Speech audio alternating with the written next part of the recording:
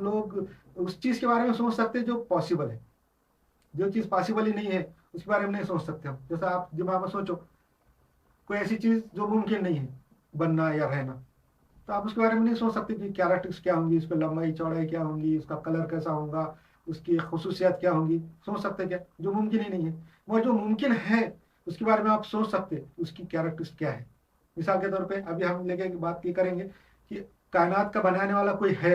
ये हमको पता चला कायनात को देख के। मैं आपको ये जो कायनात के जो पिछले 2-3 चैप्टर से ये बता रहा हूँ, वसत, लंबाई, चौड़ाई, गहराई और इसके अंदर की थेरियां, रोशनी की रफ्तार, ग्रेविटी, ये वो इसलिए बता रहा हूँ कि इसका ताल्लुक इस्लाम से है।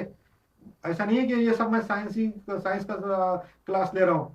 ये आपको बता इसलिए रहा हूँ कि इसका ताल्लुक आगे चल के इस्लाम आगे अभी हमारे जो चैप्टर शुरू हुए, ये तीसरा चैप्टर है। ऐसे मेरे हिसाब से 40 चैप्टर होंगे, 40-50 चैप्टर होंगे। इसके अंदर इस्लाम के बारे में बहुत डिटेल है। इंशाल्लाह इंशाल्लाह मुकम्मल इस्लाम का इंसाइक्लोपीडिया आपको मिलेगा इसके अंदर। और ये इस्लाम का जो क्रैश कोर्स आप सुनेंगे, देखेंगे, इसके बाद अल्लाह के करम से आपको एक बसीरत पैदा हो जाएगी।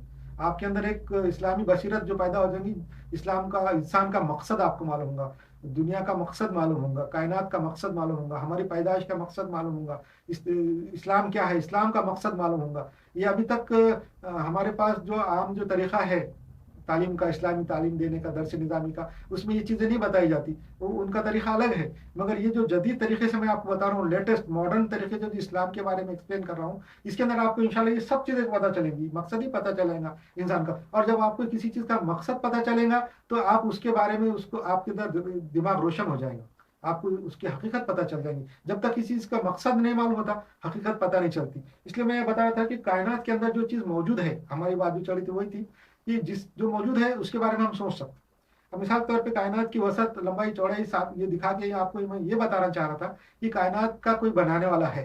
ये बताने के लिए ये बता रहा था। कायनात का बनाने वाला कौन है? बाकी सब लोग के वास्ते अलग अलग लफ्ज है।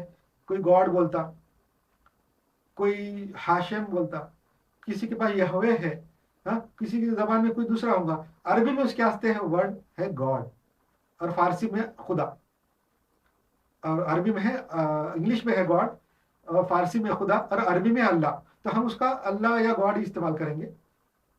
तो अल्लाह है।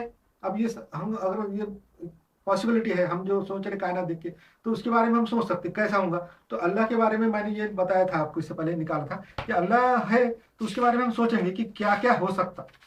अल्लाह है तो कैसा, क्या क्या उसका है, मतलब कैसा कैसा अल्लाह है, और उसके अंदर क्या क्या कैरेक्टरिस्ट होना चाहिए। इसके बारे में थोड़ा सा बताया था मैंने कि अल्लाह जब है तो उसकी कैरेक्टर्स क्या है। इंशाल्लाह इसका अगला जो चैप्टर है उसके अंदर मैं तफसील से आपको बताऊंगा।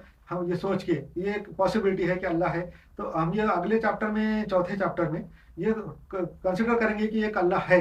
अब उसके बारे में हम ये कंसिडर, ये सोचेंगे दिमाग से, खाली मंतकी तरीके से, लॉजिक से, कि अल्लाह के अंदर क्या क्या होना चाहिए, क्वालिटीज क्या क्या होना चाहिए, अल्लाह की क्वालिटीज क्या क्या होना चाहिए। ये अगले चैप्टर में इंशाल्लाह अपन पता चलेंगे। और आपका इसके अंदर ये भी इंटरेस्ट भी बाकी रहेगा इंशाल्लाह। सलाम वालेकुम रहमतुल्लाह।